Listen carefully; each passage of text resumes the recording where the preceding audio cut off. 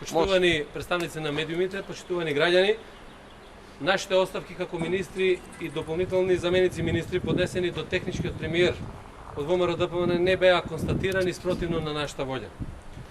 Денеска владата предводена од техничкиот премиер на ВМРО ДПМН направи ново сериозно прекршување на договорот од Пржино. Донесе противзаконска одлука за поништување на сите правни акти на министрите донесени пред поднесувањето на оставките. Со ваквата одлука, ВМРО ДПМН и ДУИ ги прават изборите невозможни, бидејќи ова е техничка влада за спроведување на фер избори.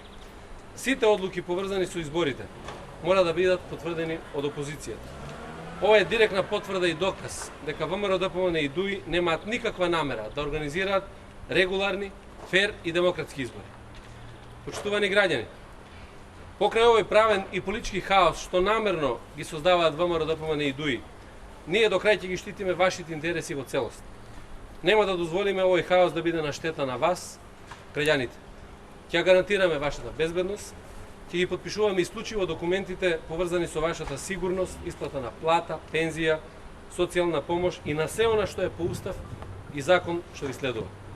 Ниједна одлука усвоена од оваа влада, која што наместо регуларни има намера да спроведе криминални избори, нема да ја подпишеме и нема да ја спроведеме. За излез од длабоката политичка криза во Република Македонија мора да има слободни, фер, демократски регуларни избори. Изборот е или Груевски или Македонија. Што ќе правите со членовите на ДИК? Ќе повлече со членовите на ДИК?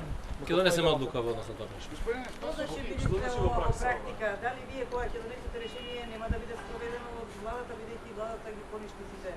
Не, ова значи сериозен упад во договорот од Пржино. Ова значи дека сите правни акти и решенија кои што биле донесени до сега, спротивно на закон, биле поништени од влада, била доставена информација од дополнителен заменик министер спротивно на закон заради тоа што нема такви овластувања и едноставно представува упад во системот. Ова е насилие врз државата и врз државните органи кои што го спроведува владата и премиерот. А зашто тоа сега го прават? Зашто досега не го прават? Па веројатно проценуваат дека институции кои што не им се под контрола им прават сериозна штета. И тоа го прават подценувајќи граѓаните на Република Македонија и сите останати. Мисля дека на таков начин ќе можат нешто да спасат што може да се спаси од нивната кожа па се понатаму. Господин Спасовски, дали се работи за одлуки, за овие поништени одлуки, дали се работи за одлуки кои се поврзани со организацијата на изборите или се работи за други одлуки кои можеби немаат поврзаност со изборите? Апсолутно се работи за одлуки кои што немаат никаква врска со изборите.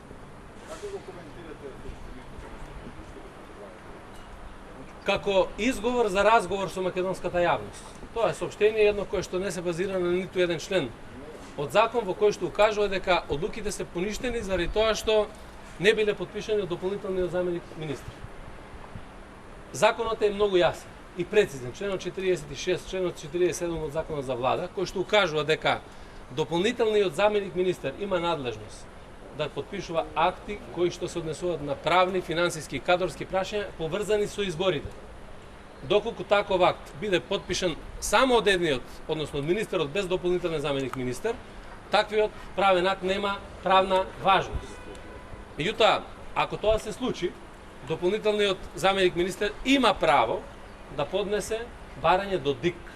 И ДИК да одлучи за тоа дали одредено прашање е поврзано со изборите или не.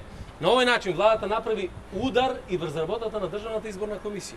Заради тоа што превзема надлежности, покрај што ги превзема надлежности на министрите, превзема надлежности од Државната изборна комисија. Тоа покажува дека оваа влада ништо не сменила во однос на однесувањето во сите овие 10 години. Се да има под контрола, се да има во своји раце и при тоа да носи незаконски одлуки. Тоа е начин. Вие ќе се обратите.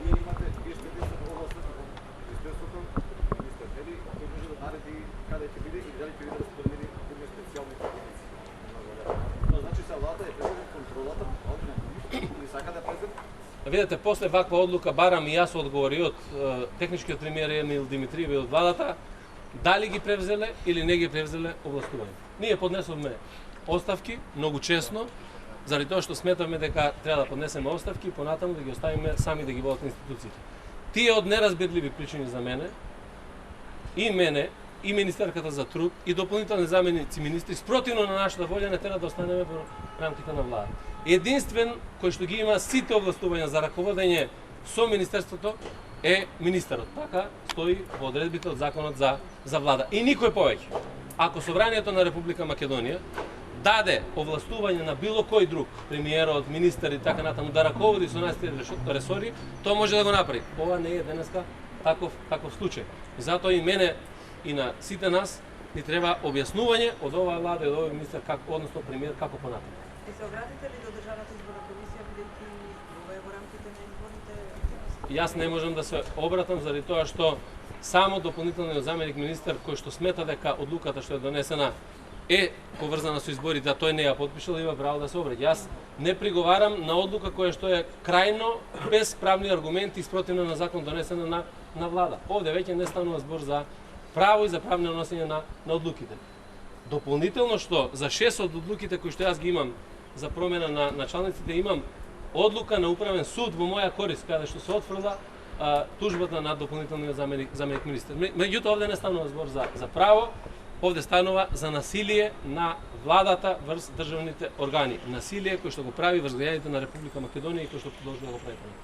Господин Спасовски, две прашања. Дали доколку се одржат избори во јуни МВР е подготвено за изборите и дали тоа значи дека одлукава на владава ги суспендираше вашите решенија што ги подпишавте ден пред да дадете дефинирате оставката? Тоа значи дека двете прашања ќе мора да му ги поставите на Емил Димитриев да ви објасни за надлежностите во МВР. Дали е подготвено МВР? Ќе го прашате Емил Димитриев. Благодарам.